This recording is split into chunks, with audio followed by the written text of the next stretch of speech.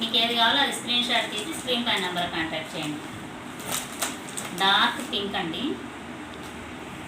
Colours అన్నీ చాలా బాగుంటాయి. ఇది వచ్చేసి పర్పుల్, వంకాయ కలర్ అంటారు కదా అది.